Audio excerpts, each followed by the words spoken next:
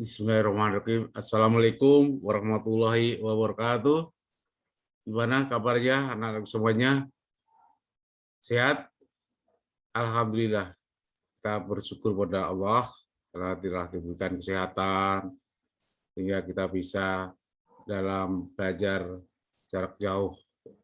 Walaupun kondisi seperti ini kita alhamdulillah bisa sempat untuk belajar jarak jauh.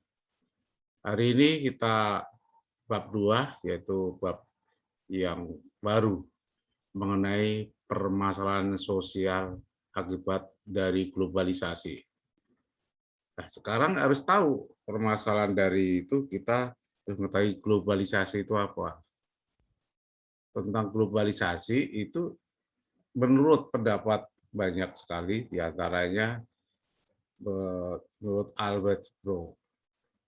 Globalisasi yaitu suatu satuan dari keseluruhan proses ketika penduduk dunia tergabung dalam masyarakat dunia tunggal. Maksudnya menurut Martin Albro itu, kita itu walaupun luas, tapi dengan adanya suatu digital, media seperti komputer, internet, seolah-olah itu menjadi satu. Itu keseluruhan itu dari penduduk di dalam dunia itu dalam masyarakat dunia tunggal. Itu menurut Martin Albro. Menurut Selo Sumarjan, lain lagi proses terbentuknya organisasi dan komunikasi antara masyarakat di seluruh dunia itu mengikuti sistem dan kaidah yang sama. Jadi walaupun berjuta-juta, bahkan sekarang sudah bermiliar-miliar jumlahnya penduduk Indonesia, tapi mengikuti suatu sistem dan kaidah yang sama. Itu menurut Selo Sumarjan. Lain lagi kalau menurut Anthony Giddens, globalisasi itu dipandang sebagai cara hidup masyarakat pada masa kini. Itu ada globalisasi menurut beberapa pendapat tadi. Jadi mengapa kita itu perlu memahami globalisasi? Karena globalisasi ini memberikan dampak bagi kehidupan masyarakat. Baik itu dampak secara langsung maupun tidak langsung. Dan perubahan merupakan salah satu dampak dari globalisasi itu. Sehingga sangat sekali kita pengaruhnya terhadap kehidupan masyarakat. Dari itulah maka kita perlu memahami globalisasi. Perkembangan globalisasi itu sebenarnya dari pramodern. Kemudian setelah seiring waktu tahun demi tahun menjadi berubah modern.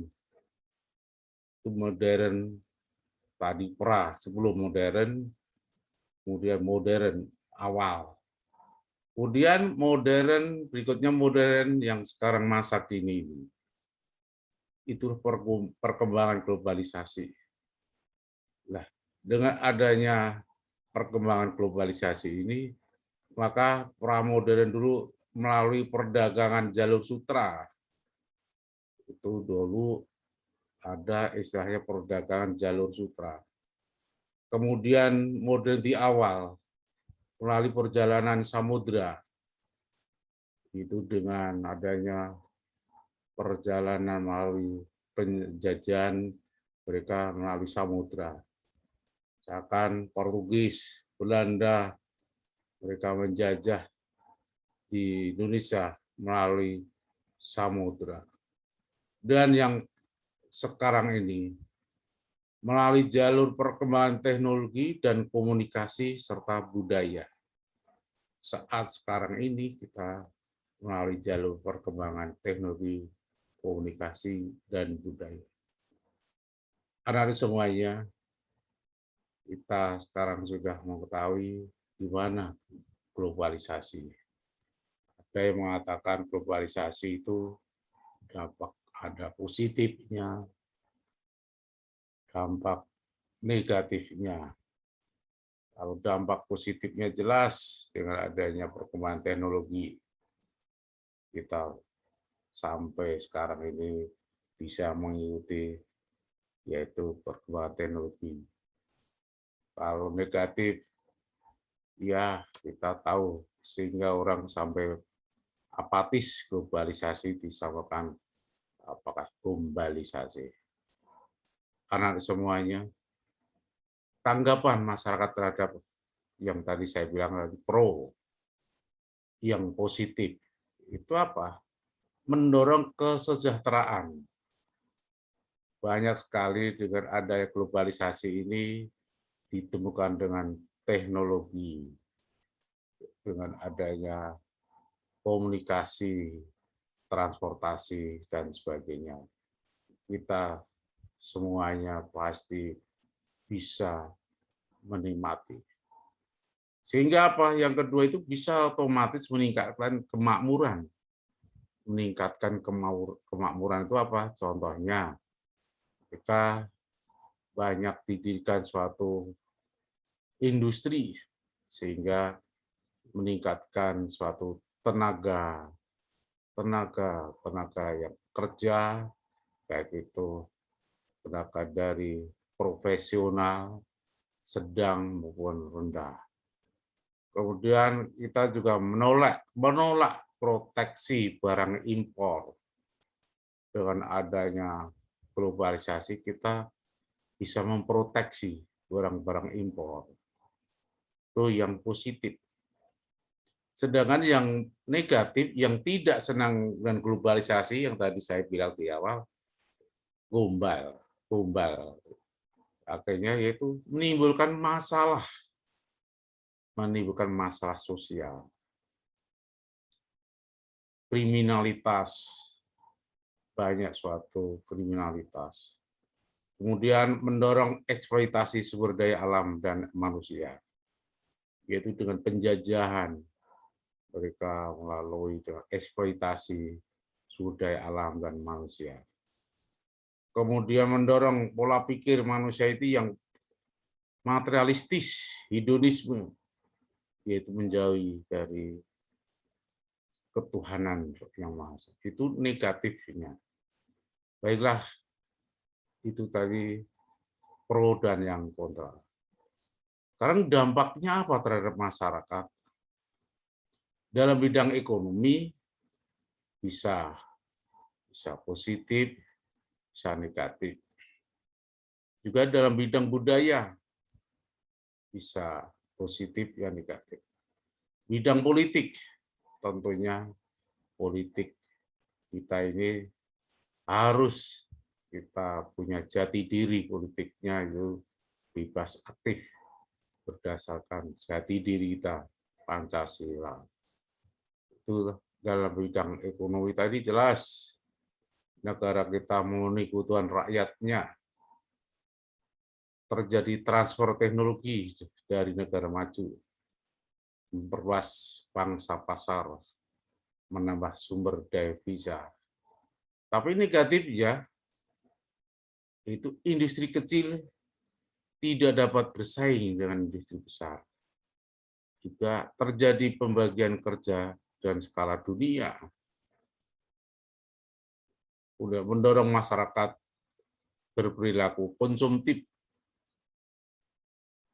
Kita juga menimbulkan ketergantungan terhadap investasi asing atau bank dunia. Itu dalam bidang ekonomi. Sekarang dalam bidang sosial budaya, positifnya kita bisa mengenalkan budaya kita pada dunia. Kita juga bisa sebaliknya mengenal budaya luar, sehingga kehidupan masyarakat kita semakin maju. Negatifnya yaitu adanya cultural shock dan cultural lag. Cultural shock itu apa? Ketimpangan, keterkejutan budaya. Kita belum siap adanya suatu budaya asing langsung tiba-tiba ke Indonesia.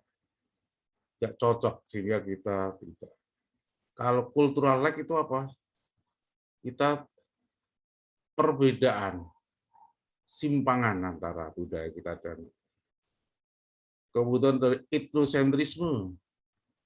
Kita terlalu punya perasaan atau pandangan sangat terbaik seolah-olah suku bangsa budaya kita itu negatif.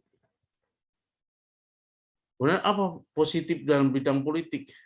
Yaitu terwujudnya yaitu adanya good government, meningkatnya suatu birokrasi yang baik, meningkatkan hubungan diplomatik, kemudian menciptakan perdamaian dunia, itu politik. Negatifnya juga kita negara berkembang mengikuti kebijakan negara maju. Kita itu seolah-olah mengikuti apa kata A, negara A, kita ikut A. Sehingga kita membeu bahasanya. Negatif yang kedua yaitu kesepakatan internasional tidak sejalan dengan kondisi masyarakat setempat. Karena kita mengikuti dari luar negeri, apapun juga terjadilah satu cultural shock tadi. Tidak adanya persamaan budaya. Kemudian ketika konflik antar negara karena perbedaan kepentingan. Negara itu punya budaya masing-masing, sehingga kepentingan pun juga masing-masing. Itu dalam bidang politik. Kemudian berbagai masalah sosial akibat pengaruh globalisasi itu apa? Masalahnya itu antara lain di tingkat global. Pengaruhnya itu akibatnya pengaruh di tingkat global. Kemudian kedua, pengaruh permasalahannya itu tingkat lokal. Tingkat global apa? Tingkat lokal apa? Kalau tingkat global, yaitu ada neokolonialisme, kemudian ada konsumerisme, kemudian ada budaya populer, kemudian kerusakan lingkungan, itu secara global. Kemudian secara lokal itu apa? Ya, kita harus tahu neokolonialisme itu dulu penjajahan bentuk baru, bukan melalui dominasi, tapi melalui penjajahan pemikiran. Yang kedua, negara berkembang berada di bawah pengaruh negara maju. Itu pemikirannya itu dijajah. Kemudian prakteknya itu berbentuk intervensi negara dalam bentuk berbagai bidang sehingga mempengaruhi ketergantungan baik transportasi dan sebagainya. Itu penjajah neokolonialisme, bukan kayak dulu perang, bukan. Dan tentang budaya populer itu apa? Ciri-cirinya itu ada tren publik seolah-olah ngetren yang berasal dari luar negeri, semuanya bagus, udah apalagi mudah diingat dan dipahami, mudah diadaptasi dan diterima masyarakat, dan bersifat momentum, mengandung unsur profit. Ciri-ciri budaya populer itu begitu. Karena semuanya. Ini semuanya tadi dari global. Akibat secara skala besar. Beberapa gambar yang telah Anda saksikan merupakan bagian contoh budaya populer. Di budaya populer yang dapat menambahkan. Terima kasih. Sampai sini kita tunda nanti pada pertemuan yang akan datang pada konsumerisme. Assalamualaikum warahmatullahi wabarakatuh.